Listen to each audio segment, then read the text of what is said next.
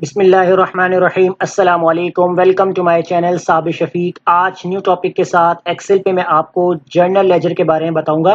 तो सबसे पहले आप हमारे चैनल को सब्सक्राइब कीजिए और साथ ही बेल आइकन पे क्लिक कीजिए ताकि हमारी जो भी वीडियो अपडेट हो सबसे पहले उसकी नोटिफिकेशन आप तक पहुंचे।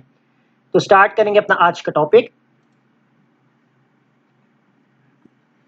आज के टॉपिक में मैं आपको बताऊंगा journal ledger entries. Journal ledger entries Excel के ऊपर हम कैसे बनाई जाती है, तो आज इसी टॉपिक को हम डिस्कस करने वाले हैं। तो सबसे पहले यहाँ पर आपको ये मालूम होना चाहिए कि ये जो कॉन्सेप्ट है वो एक्सेल में क्यों बनाया जाता है। ये कॉन्सेप्ट जो होता है वो अकाउंट से रिलेटेड होता है कि आपके अकाउंट्स में कितना जो है वो कैश आपने जो है वो दे दिया है, कितना कैश आपके पास आ रहा है। तो वो सारी जो डिटेल होती है अकाउंट से रिलेटेड वो हम जर्नल लेजर के अंदर ऐड करते हैं। अब इसमें क्या क्या और किस तरीके से ऐड होगा तो वो वीडियो देखने के बाद आपको समझ में आएगा कि हमने इसमें क्या कॉन्सेप्ट यूज़ किया है। तो वीडियो को एंड तक लाजमी देखिएगा क्योंकि इसमें हम बहुत से कॉन्सेप्ट जो है वो आपसे डिस्कस करेंगे। तो यहाँ आप स्क्रीन पर देख सकते हैं कि मैंने जो है यहाँ पर एक शॉर्ट फॉर्मेट बना के रखा हुआ है। तो फॉर्मेट आपके पास जो होता है वो डेट वाइज होगा, तो पूरे मंथ का होगा। अभी मैंने जो है यहाँ पर 10 जनवरी तक जो है वो अपनी डेट एंटर की हुई है। अब इसमें देखिए हमारे पास डिफरेंट डेट्स हैं। अब जैसे हमने 1 जनवरी के 3 रिकॉर्ड्स रखे हुए, इसमें 2 जनवरी के 2 हैं, फिर 3rd है, 4th है।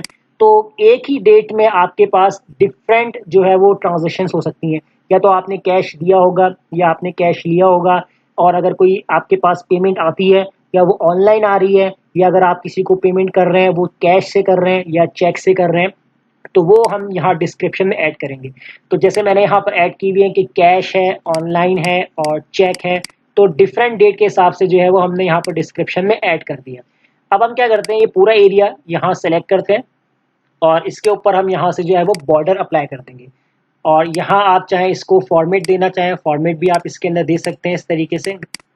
अब डेबिट क्या हो रहा है, क्रेडिट क्या हो रहा है, तो इसके अंदर हम जो है वो एंट्री कर लेते हैं। जैसे मैंने यहाँ पर जो है वो 10,000 ऐड कर दिए हैं, इसके बाद मैंने यहाँ पर 5,000 ऐड कर दिए हैं।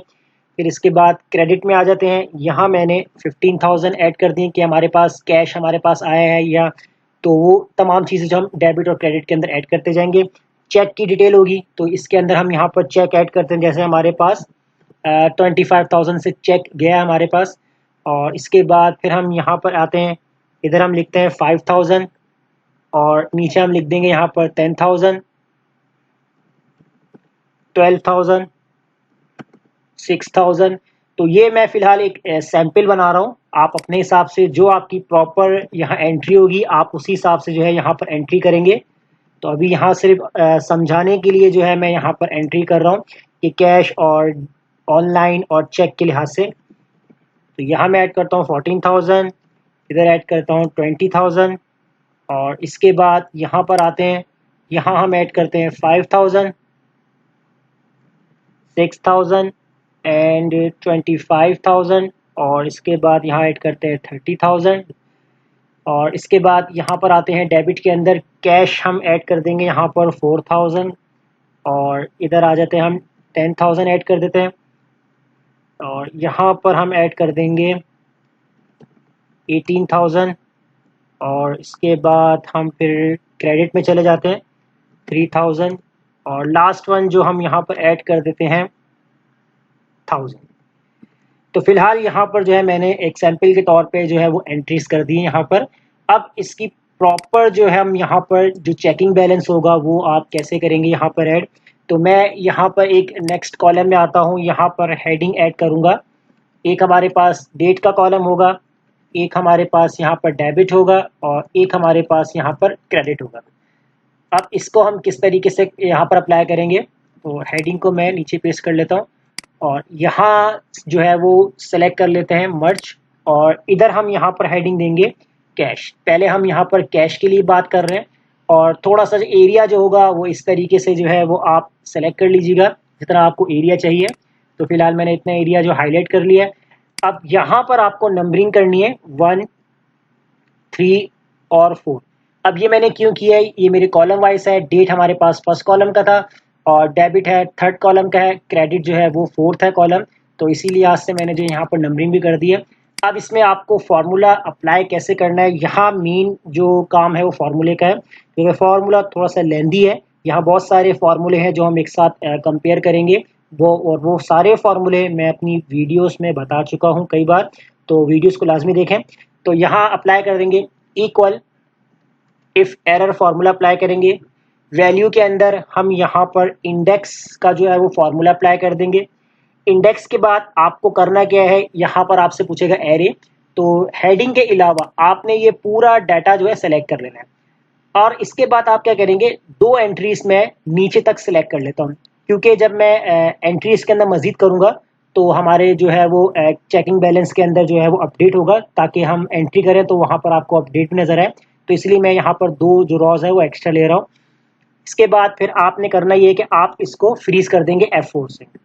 जैसे आपने F4 प्रेस किया उसके बाद आप यहाँ लगाएंगे कॉमा, रॉ नंबर पूछेगा मुझसे, रॉ नंबर की जगह यहाँ पर मैं अप्लाई कर दूंगा स्मॉल फंक्शन। इसी के बाद एरे, यहाँ मुझसे पूछेगा एरे, तो इस एरे की जगह यहाँ अप्लाई करेंगे इफ कंडीशन। इफ कंडीशन में सबसे पहले मुझसे पूछेगा लॉजिकल टेस्ट, और इस लॉजिकल टेस्ट के अंदर हम यहाँ पर नंबर्स की बात कर रहे हैं, तो मैं यहाँ पर इस नंबर वाला फॉर्मूला यूज़ करूँगा। और इसके बाद यहाँ वैल्यू, तो वैल्यू के अंदर अब मुझे यहाँ डिफाइन करना है सर्च का फार्मूला। तो थोड़ा सा डिफ़िकल्ट लग रहा होगा आप लोगों को, क्योंकि बहुत सारे फार्मूले हमने एक साथ मर्ज कर दिए हैं, क्योंकि कॉन्सेप्ट है, क्योंकि हम जिस चीज़ की बात करना चाह रहे हैं वो यहाँ हमारा जो है वो एक ही फार्मूले के अंदर क्लियर हो जाएगा। अब सर्च की बात कर रहा है, तो सर्च के अंदर हमसे पूछेगा यहाँ पर फाइंड टेक्स्ट। तो फाइंड टेक्स्ट के अंदर आपको करना क्या है, तो मैं यहाँ पर फाइंड टेक्स्ट के अंदर ये वाला सेल सेलेक्ट करूँगा जिससे मैंने कैश की हेडिंग डाली है, और इसको मैं F4 से लॉक कर दूंगा। फिर इसके बाद मुझसे पूछेगा यहाँ पर, पहले कॉमा लगाते हैं, विद इन टेक्स्ट। अब ये विद इन टेक्स्ट आपको चाहिए कहाँ पर है, तो ये आपको जो है सेलेक्ट करना है। तो विद इन टेक्स्ट के लिए आपको करना क्या है कि ये जो टेक्स्ट है वो आपको कहाँ से मिलेगा, तो ये टेक्स्ट आपको जो है वो डिस्क्रिप्शन में मिलेगा, क्योंकि हम इन्हें इसी सेल को सिलेक्ट किया है। तो ये डिस्क्रिप्शन वाला जो है वो पूरा कॉलम यहाँ तक आपने सेलेक्ट कर लेना है, और इसके बाद आप यहाँ पर इसको फ्रीज कर देंगे F4 से। फिर आपने यहाँ पर कॉमा लगाना है, कॉमा ही लगाएंगे, इसके बाद ब्रैकेट क्लोज कर दें आप यहाँ पर। तो ब्रैकेट आप एक बार क्लोज करेंगे, उसके बाद आपने सेकंड ब्रैकेट भी यहाँ पर क्लोज कर देना है। तो ये तो आपके पास लॉजिकल टेस्ट की जो है वो कंडीशन बन गई है। कॉमा लगाएंगे, अब हमसे पूछेगा इफ ट्रू वैल्यू, तो ट्रू वैल्यू के अंदर यहाँ पर हम रॉ का फॉर्मूला अप्लाई कर देंगे। रॉ का फॉर्मूला अप्लाई करेंगे, उसके बाद यहाँ ब्रैकेट ओपन हो जाएगा। रेफरेंस के अंदर आपको यहाँ पर करना ये है कि रेफरेंस के लिए जो है वो आप यहाँ पर पूरा डेट वाला जो है वो कॉलम सेलेक्ट करेंगे।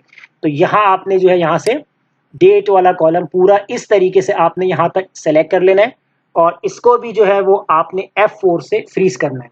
तो फंक्शन F4 आपने फ्रीज किया, उसके बाद आप यहाँ पर ब्रैकेट क्लोज करेंगे और -1 कर देंगे, क्योंकि आपकी जो फर्स्ट रॉ भी आ रही है इसमें, तो इसलिए हम यहाँ पर एक -1 चलेंगे यहाँ पर। और इसके बाद फिर आप यहाँ पर दोबारा से ब्रैकेट क्लोज करेंगे। फिर इसके बाद अब आपके पास जो है यहाँ पर जो इफ ट्रू की वैल्यू चल रही है, कॉमा लगा देंगे। अब बात करेगा आपके जो है फॉल्स की वैल्यू, तो इसके लिए हम यहाँ पर क्या करेंगे, दोबारा से जो है वो यहाँ पर रॉ का फंक्शन अप्लाई करेंगे। तो ये अब आपकी जो है फॉल्स कंडीशन के लिए काम होगा। अब फॉल्स कंडीशन के लिए अब आपने जब रॉ के लिए फॉर्मा दोबारा लगाया, अब इसके अंदर आपको करना ये है कि आपने यहाँ पर जो रेफरेंस देना है, जो यहाँ पर डेट हेडिंग है, इसको आपने सेलेक्ट कर लेना है, और इसको आपने जब सिलेक्ट करेंगे तो इसको आप करेंगे ब्रैकेट क्लोज। इसके साथ आपने कोई काम नहीं करना फ्रीज का। फिर इसके बाद एक और ब्रैकेट आप यहाँ पर क्लोज कर देंगे, फिर आप यहाँ लगाएंगे कॉमा, और कॉमा लगाने के बाद आपको यहाँ पर जो है वो कॉलम नंबर पूछ रहा है। तो कॉलम नंबर्स के लिए आपको करना ये है कि आप यहाँ पर ये वाला सेल सेलेक्ट करेंगे, और इसको आपने जो है वो फ्रीज करना है रॉ वाइज। तो F4 आपने प्रेस किया, एक और बार F4 प्रेस किया, तो रॉ वाइज जो है वो फ्रीज हो जाएगा। उसके बाद फिर आप यहाँ पर ब्रैकेट क्लोज करेंगे, कॉमा लगाएंगे, और double quotation open, double quotation close, और ब्रैकेट क्लोज। क्योंकि जो लास्ट हमने कोटेशंस जो क्लोज किए हैं वो आपके जो है वो इफ एरर के थे, क्योंकि अगर जब यहाँ पर कुछ लिखा नहीं हो तो आपके पास वो ब्लैंक ही रहे तो एरर शो ना होगा। तो अब आपने करना ये है कि ये सिंपल ये फार्मूला है, तो थोड़ा सिंपल तो नहीं लगेगा, क्योंकि अगर आपने वीडियोस देखी है हमारी सारी, तो ये कॉन्सेप्ट अगर फार्मूले के क्लियर होंगे तो मुश्किल नहीं है। अगर नहीं देखी वीडियोस तो यहाँ आपको थोड़ी प्रॉब्लम होगी। तो ये फार्मूले का कॉम्बिनेशन है, ये एक बार आप अप्लाई कर देंगे तो बाकी काम आपके लिए आसान हो जाएगा। तो ये फार्मूला लगेगा, उसके बाद आप कंट्रोल शिफ्ट एंटर करेंगे। तो जैसे एंटर करेंगे तो ये फॉर्मूला आपका अप्लाई हो जाएगा। इस फॉर्मूले को आप नीचे तक ड्रैग करेंगे और यहाँ तक इस तरीके से ड्रैग कर देंगे। यहाँ फॉर्मेट चेंज हो रहा है, ये पूरा फॉर्मेट सेलेक्ट करेंगे, यहाँ पर कॉलम सेलेक्ट करेंगे, फॉर्मेट सेल पे जाएंगे और यहाँ से आपको चेंज करना होगा डेट फॉर्मेट। तो ये कभी कभार इसमें लोड ले लेता है यहाँ पर।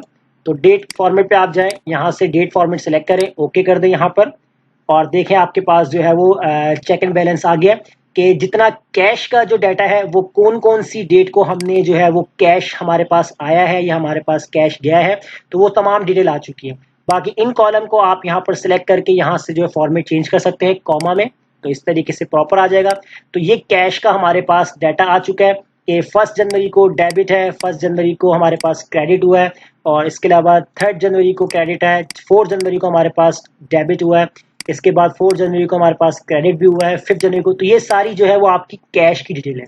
इसी तरीके से अगर आपको ऑनलाइन की देखनी है, चेक की देखनी है, तो उसके लिए भी सेम ही काम होगा।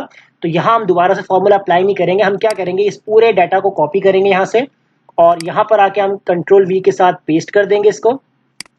और यहाँ आप क्या करेंगे, अब आप बात कर रहे हैं यहाँ पर ऑनलाइन की, तो इधर आपने जो है वो ऑनलाइन लिखना है और कॉलम का साइज थोड़ा सा आप बढ़ा दीजिए ताकि वैल्यूज पूरी आ जाए।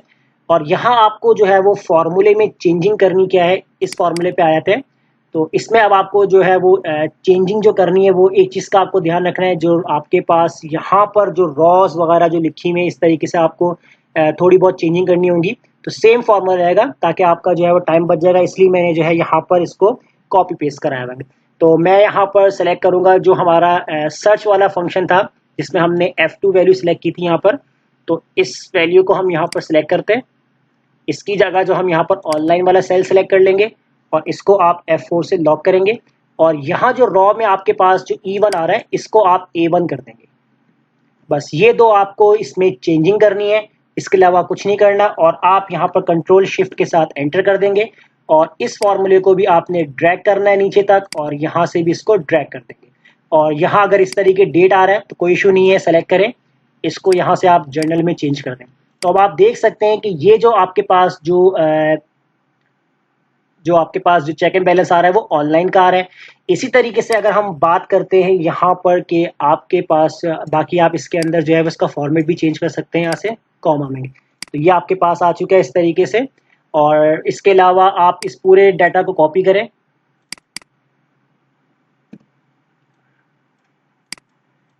और इसी तरह यहाँ पर आप आ जाएं, इस सेल पे कॉपी पेस्ट कर दें यहाँ पर। और इसके अलावा यहाँ पर भी आप जो है वो चेंजिंग कर लेंगे।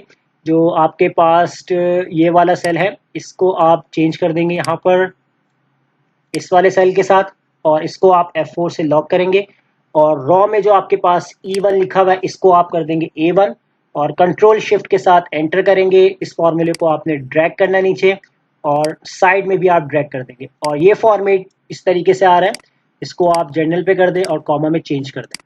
तो आप देख सकते हैं कि आपकी जो एंट्री है वो प्रॉपर जो है यहाँ पर हो चुकी है कि किस तरीके से आप जो है वो चेंजिंग कर सकते हैं। और यहाँ आप लिख लीजिएगा चेक,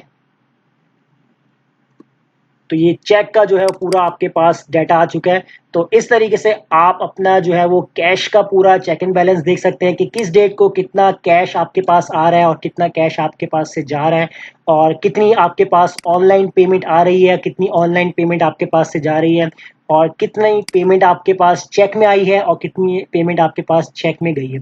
तो ये तमाम अकाउंट्स का जो काम है वो आप एक जर्नल लेजर बना के कर सकते हैं।